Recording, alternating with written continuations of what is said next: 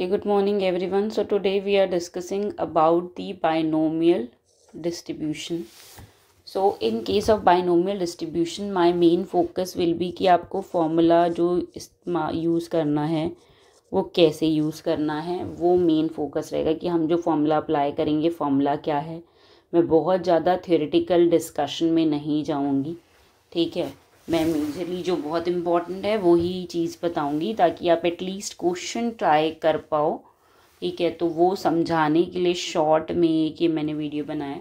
So in this case we are discussing the binomial distribution. Binomial distribution में हमें ध्यान रखना है कि हमारे पास टू पॉसिबल आउटकम भी है. We have two possible outcome. One is the success, the other one is the failure. So when we talk about the P is success and Q is the failure, right? So when we talk about the Q is the failure and P is the related to the success. तो ये success से related है, right? अब यहाँ पे एक जो first assumption है which we should keep in mind that we will have the finite number of trials and the number of trials will be finite and small. ये फर्स्ट चीज़ हमें ध्यान रखनी है. सेकंड जो है वो मैं बता तो रही हूँ बट मैं उसका एक्सप्लेनेशन नहीं कर रही. रीज़न इज़ कि अगर मैं एक्सप्लेनेशन दूंगी तो जो फोकस है बेसिकली वो चेंज हो जाएगा. वो चेंज होके नॉर्मल प्रोबेबिलिटी के क्वेश्चन पे चला जाएगा, तो मैं नहीं उस पर जाना चाह रही. So that's why we are not discussing. I'm just telling you that the probability distribution should be mutually exclusive and independent, ठीक है. तो ये सेकंड प्रोबेबिलिटी होगी. थर्ड प्रोबेबिलिटी है कि जो ट्रायल है, जो प्रोबेबिलिटी ऑफ आउटकम है will remain same from trial to trial. It will not change. तो जो आपकी प्रोबेबिलिटी है, प्रोबेबिलिटी किसकी, P की और Q की, वो क्या रहेगी, सेम रहेगी.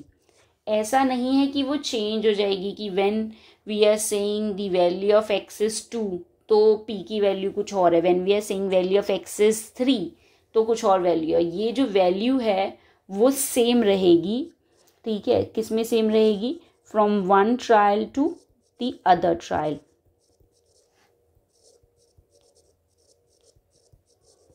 तो ये हमें ध्यान रखना है, ठीक है. अब मेन जो है हमारा फॉर्मूला है. तो फॉर्मूले के लिए हमें क्या देखना है कि उसे अप्लाई कैसे करते हैं. कि सबसे इम्पॉर्टेंट चीज़ हमें क्या देखनी है कि वो अप्लाई कैसे होगा. बट उसके लिए हमें क्या पता होना चाहिए, फॉर्मूला पता होना चाहिए. तो formula is NCR, probability of success into number of desired success Qn-R. तो अब मुझे ये पता होना चाहिए कि मैं कॉम्बिनेशन ये NCR को ओपन कैसे करूँगी.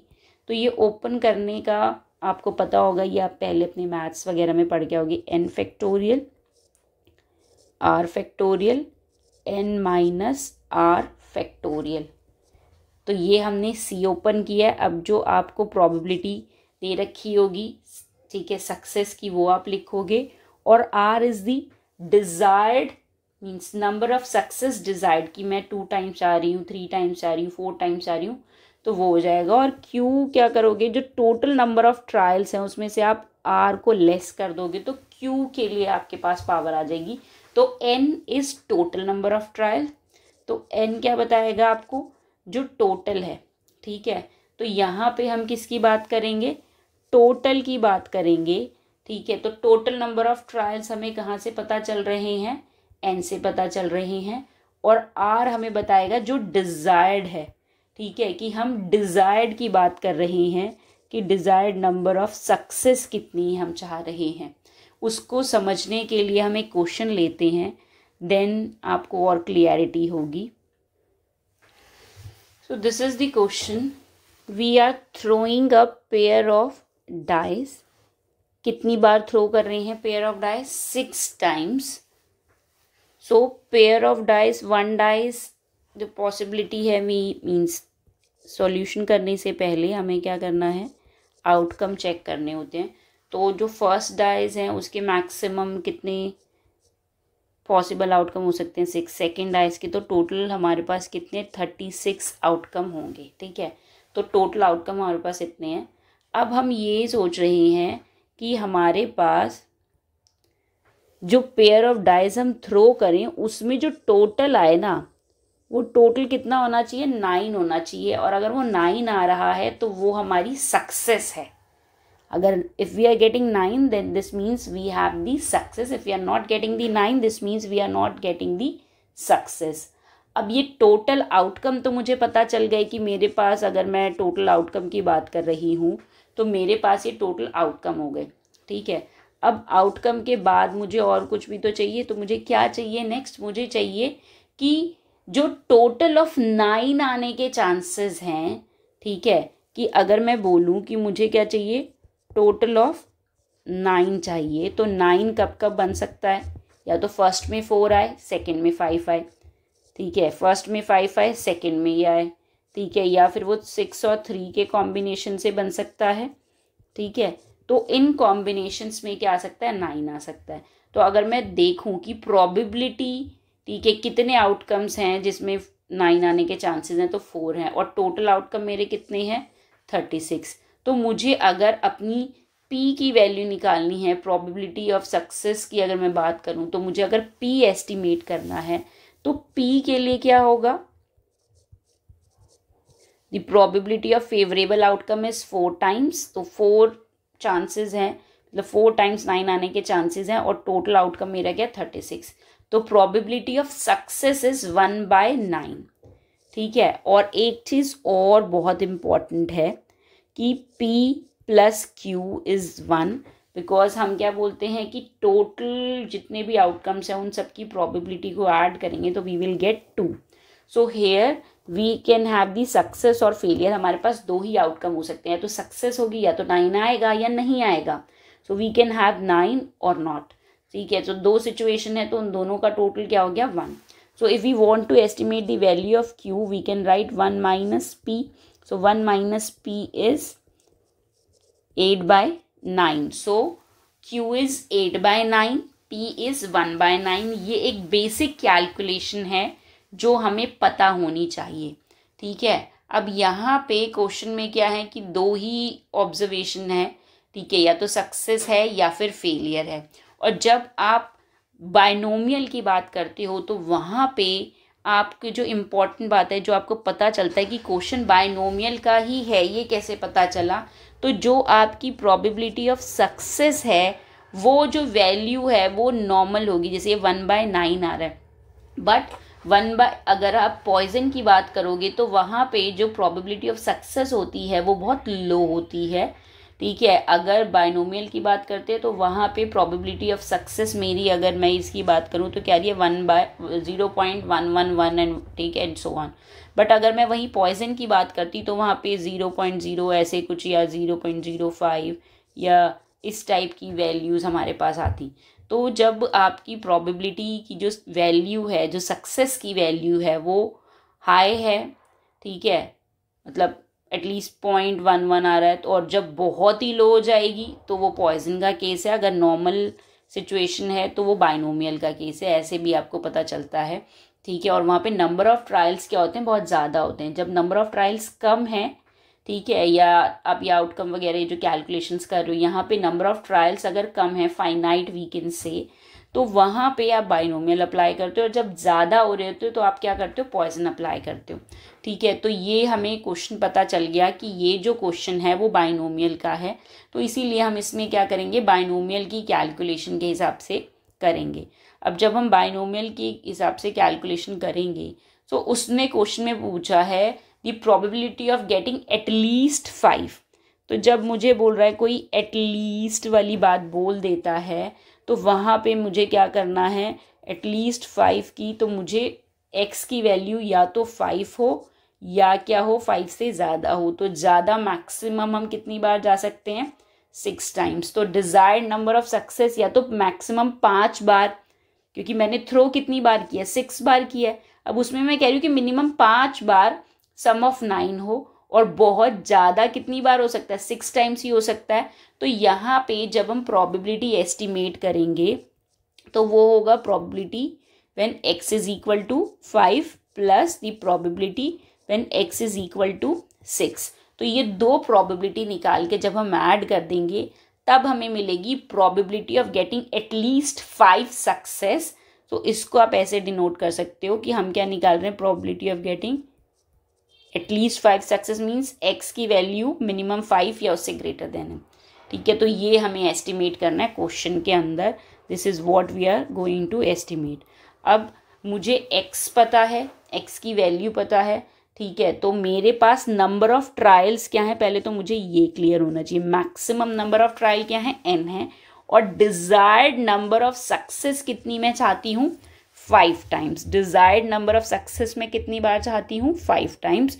तो जब मैं n CR PR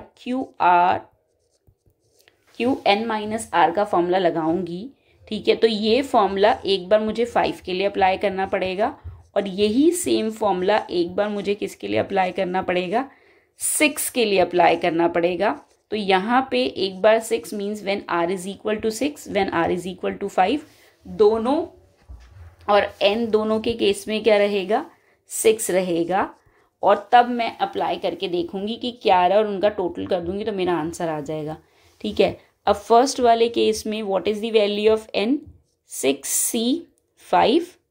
the probability of getting success means p की वैल्यू हमने एस्टिमेट करी इज 1/9 एंड r की वैल्यू क्या है, जो हमें पता है r की वैल्यू क्या है, 5 है। ठीक है, देन अब मैं q की बात कर रही हूँ तो q की वैल्यू भी मैंने एस्टिमेट करी थी 8/9। अब n minus r means 6 minus 5 is 1। अब सिमिलरली मैं यहाँ पे करूँगी तो यहाँ पे दोनों क्या है, 6 है,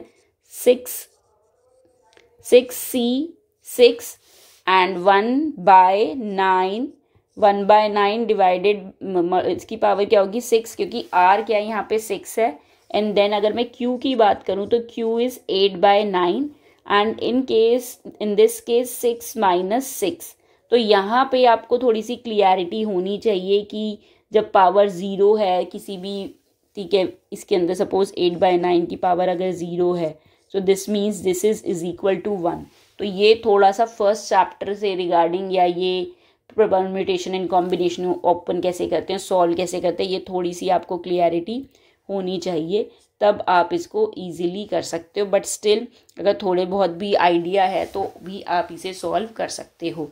अब मुझे पता है कि जब मैं इसको ओपन करूँगी तो 6 फैक्टोरियल, ठीक है, अभी हमने करा था ये कि हम कैसे इसे ओपन करते हैं, फॉर्मूला मैंने अभी बताया था कि when we need to open it we will open in this format. ठीक है, n factorial r factorial n minus r factorial.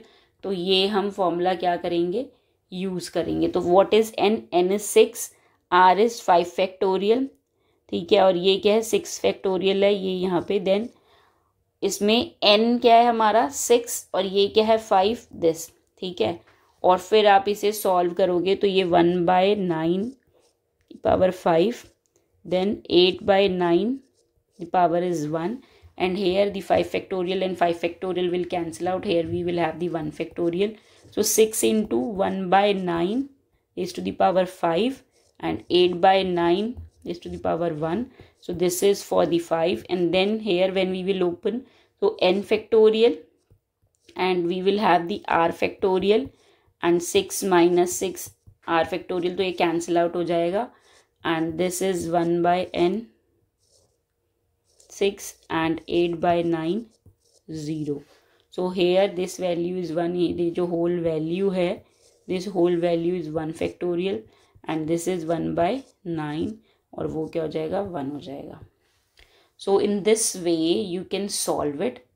So if I want to solve it I can take common also. ठीक है, तो common से अगर मुझे इसे solve करना है, so common is 1/9 raised to the power 5. So 6 into 8/9 plus 1/9. तो आप ऐसे भी सॉल्व कर सकते हो या जैसे मर्जी सॉल्व कर सकते हो. फाइनल आंसर आपको एस्टिमेट करना है, वो इसी तरीके से होगा. Main is how are you actually opening these formulas. तो उसके लिए थोड़ी सी कॉम्बिनेशन की आपको कैलकुलेट मतलब उसको कैसे ओपन करना है, उसकी क्या वैल्यूज़ है, वो थोड़ा सा पता होना चाहिए। जहाँ जहाँ पे जितनी जितनी ज़रूरत है वहाँ पे मैं बता रही हूँ कि फॉर एग्जांपल मैंने बताया when n and c, when हम ये अप्लाई करते तो n जो है आपका 6 है और r भी 6 है, तो उसकी वैल्यू क्या हो जाएगी, 1 हो जाएगी। और जब हम ये बोल रहे हैं कि 6c5, तो यहाँ पे जब 1 का डिफरेंस होता है तो जो एग्जैक्ट वैल्यू होती है n की वो ही हो जाता है फाइनल उसको ओपन करने के बाद। ठीक है, so this is the one case. Now we are moving to the next example. So in next example we will talk about the balls. तो नेक्स्ट एग्जाम्पल की मैं बात कर रही हूँ बॉल्स की। अब आप देखोगे कि जो बॉल्स के क्वेश्चन हैं वो तो नॉर्मल जब आप प्रोबेबिलिटी के क्वेश्चंस करते हो वहाँ पे भी आते हैं। अब ये बायनोमियल में और बॉल्स में क्या वेरिएशन है, तो जहाँ पे हम सिंगल बॉल के बारे में ही हमारा फोकस रहेगा कि हम उसी के बारे में अलग अलग प्रोबेबिलिटी पूछ रहे हैं, तो वहाँ पे क्या होगा, बायनोमियल अप्लाई हो जाएगा। ठीक है, तो यहाँ पे इस टाइप मतलब क्वेश्चन में क्या है, एक तो नंबर ऑफ ट्रायल्स के बेसिस पे आपकी फाइनाइट है, स्मॉल हैं। ठीक है, और जनरली ज़्यादातर आप देखोगे कि जब एक ही बॉल के बारे में उसी की अलग अलग केसेस बना बना के आपसे पूछ रहा है, तो वो जो क्वेश्चन है वो किससे रिलेट करेगा, वो बाइनोमियल से रिलेट करेगा। तो उसका भी हम क्वेश्चन करते हैं कि फॉर एग्जांपल वो कहेगा नन इज़ वाइट और नन इज़ रेड, तो वो एक ही ओनली 2 आर रेड, तो वो एक ही बॉल के बारे में क्या है आपसे अलग अलग बातें करेगा। ठीक है, तो हम वैसे ही एक एग्जांपल ले रहे हैं। अब इस क्वेश्चन में आपको बॉल्स पे बेस्ड क्वेश्चन है। They are saying white balls हैं आपके पास 5, 7 balls are red and 8 balls are black.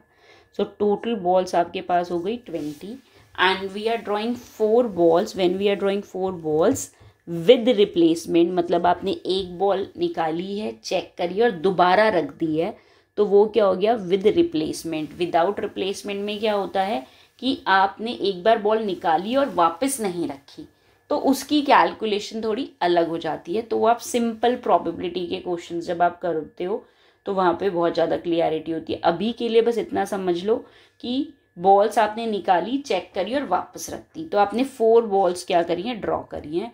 अब आपसे पूछ रहा है नन इज़ वाइट, कोई भी बॉल वाइट नहीं है, उसकी क्या प्रोबेबिलिटी है, मीन्स आर और एक्स आप कह सकते हो। एक्स किसके इक्वल हो गया, आर के, तो जो आर है इस केस में वो हमारा क्या है, 0 है। ठीक है, कि हमारे पास जो हमारी सक्सेस है वो 0 गई कि कोई भी वाइट बॉल नहीं है। दूसरे केस में हम कह रहे हैं कि हमने सारी की सारी वाइट बॉल निकाली हैं, तो निकाली कितनी है balls, we have drawn 4 balls, तो all 4 balls are white and then we are saying only 2 balls are white, तो आर हमारा क्या हो गया, 2 हो गया। अब ये फर्स्ट केस की अगर मैं कैलकुलेशन करूं तो मुझे पहले तो फॉर्मूला पता होना चाहिए। ठीक है, तो फॉर्मूला मेरा ये है, ये मुझे पता है। अब इसमें मुझे वैल्यूज़ पता होनी चाहिए कि पी की वैल्यू क्या है, इसकी वैल्यू क्या है। तो अगर मैं एन की वैल्यू देखूं यहाँ पे, ठीक है, तो एन मेरा क्या है इस केस में 4, क्योंकि मैंने 4 बॉल्स ही ड्रॉ करी हैं। आर विल चेंज, कि वो आर क्या है, एक बार 0 है फर्स्ट केस में, सेकंड केस में वो 4 है और थर्ड केस में क्या है, वो 2 है। तो अगर मैं फर्स्ट की बात करूं आर इज 0। अब यहाँ पे नेक्स्ट चीज़ क्या है, मुझे पी भी पता होना चाहिए कि मेरे पास प्रोबेबिलिटी ऑफ सक्सेस क्या है। तो प्रोबेबिलिटी निकालने के लिए total number of outcome is 20, total number of outcome is 20। अब मेरे पास इसमें वाइट बॉल्स कितनी हैं, 5, तो प्रोबेबिलिटी ऑफ डिजायर, ठीक है, कि मेरे पास फेवरेबल क्या है, 5 बॉल्स हो सकती हैं आउट ऑफ 20, तो ये मेरा क्या हो गया। ठीक है, ये जो मेरी वैल्यू आई है, ये मेरी वैल्यू क्या आई है, प्रोबेबिलिटी ऑफ सक्सेस। और हमने ये भी डिस्कस किया था P plus Q is equal to 1 है। तो इफ़ आई नो दैट, ठीक है, कि P की वैल्यू अगर मुझे पता है 1/4 है, तो मैं क्या Q की वैल्यू एस्टिमेट कर सकती हूँ। Yes, we can estimate 1 minus what we have done, 1 minus value of P, so we got 3/4 as value of Q। अब मेरे पास सब कुछ है, 1 बाय 1 करके मैं क्या कर सकती हूँ, एस्टिमेट कर सकती हूँ। तो अब मैं अगर फॉर्मूला देखूँ तो formula is NCR probability of success raise to the power R probability of failure N-R। अब यहाँ पे what is the number of trial 4 and R is 0 in this case, and when we talk about the P is 1 by 4 और R 0 है तो 0 आ गया, and the value of Q is 3 by 4, N minus R is 4 minus 0. So now you can solve it. तो solve करने के लिए n factorial, ठीक है, r फैक्टोरियल और n माइनस r फैक्टोरियल, तो ये आप क्या कर सकते हो, एस्टिमेट कर सकते हो। ठीक है, तो जब आप, आपका क्या है 4 फैक्टोरियल है और नीचे भी 4 फैक्टोरियल, तो कैंसिल आउट होके 1 हो जाएगा।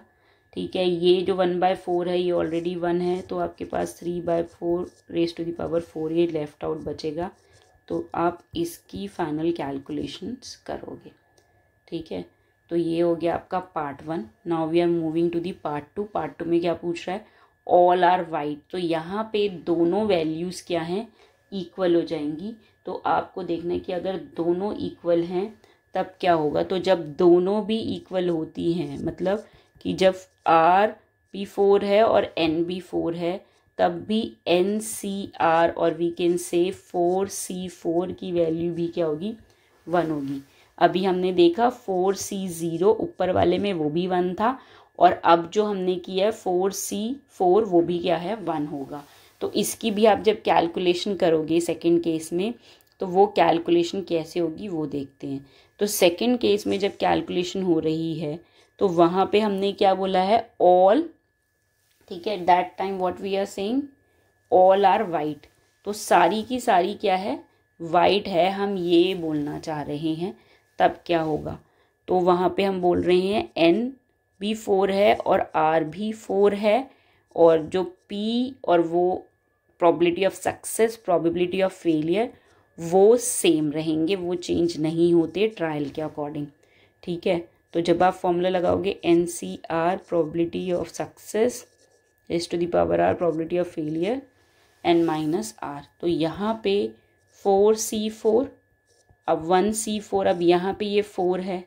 ठीक है, अब यहाँ पे Q की वैल्यू क्या थी, 3 by 4, 4 minus 4, 4 minus 4, so this is 1 and 1 by 4 की पावर 4, और यहाँ पे ये 0 हो जाएगा तो ये बचेगा। तो यहाँ पे एट दी एंड आपका आंसर इस पे बेस्ड है।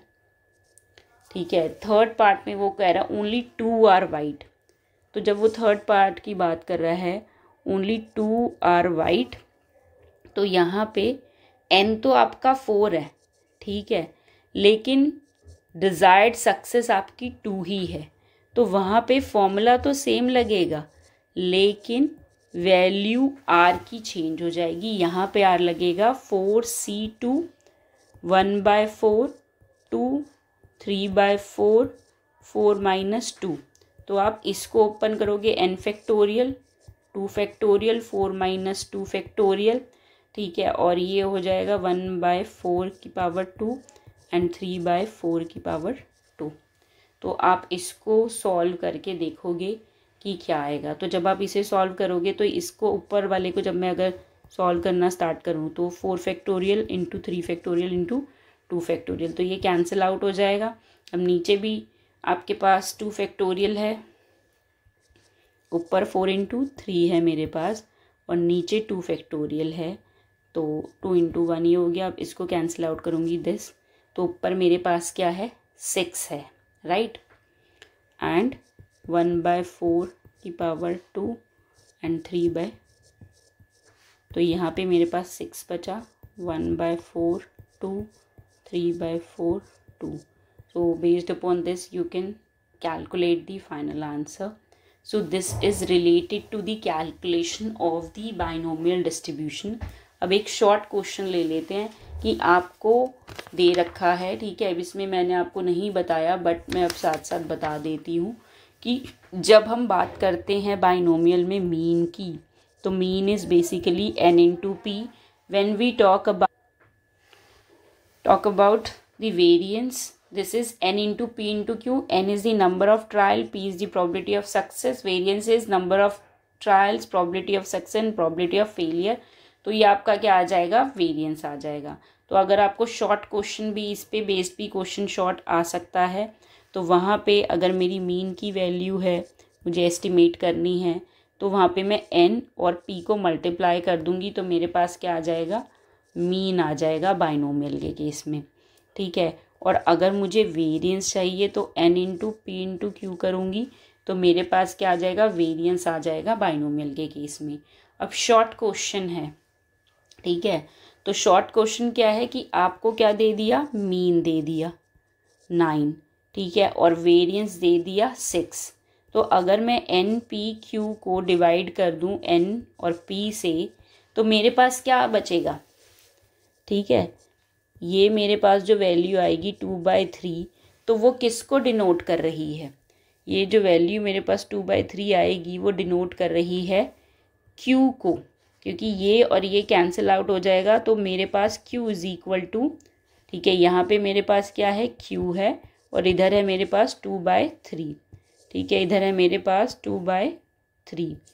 तो q की वैल्यू मेरे पास आ गई. If I know the value of q, then can I estimate the value of p? We know p plus q is equal to 1. ठीक है. अब मुझे पता है तो मैं p की वैल्यू एस्टिमेट कर सकती हूँ. तो 1 minus 2/3. So what will be the value, 1/3 q. तो if I know, ठीक है, अगर मैं n और p की बात करूँ तो वो क्या है यहाँ पे 9. मुझे p की वैल्यू पता चल गई, दैट इज़ 1/3. ठीक है. तो can I get the number of trials, yes, 3 into 9 is the number of trial. तो ये शॉर्ट क्वेश्चन के बेसिस पे आप n p q एस्टिमेट कर सकते हो. अभी बाइनोमियल 100% कंप्लीट नहीं हुआ है, बट बीकॉम पास के हिसाब से डिस्ट्रीब्यूशन करने की, फिटिंग ऑफ बाइनोमियल डिस्ट्रीब्यूशन करने की ज़रूरत नहीं है. ठीक है. इतना भी थोड़ा सफिशिएंट होगा. इस टाइप के क्वेश्चंस भी अगर आप कर लो n p q पे बेस तक. ठीक है. बट ऑनर्स के केस में डिस्ट्रीब्यूशन भी है, which I have not covered here. Distribution में ऐसा कुछ नहीं है नया. उसमें मेन चेंज ये हो जाता है कि वहाँ पे ना आपको वैल्यूज़ दे रखी होती हैं. ठीक है. मतलब आपको फ्रीक्वेंसी डिस्ट्रीब्यूशन दे रखा होगा. उस फ्रीक्वेंसी डिस्ट्रीब्यूशन से आपको क्या करना होता है, प्रोबेबिलिटी डिस्ट्रीब्यूशन बनाना होता है. तो वो कैसे बनाना है वो आप बुक में ट्राई कर सकते हो. और अगर मुझे थोड़ा टाइम मिला then I will make a video. Thank you.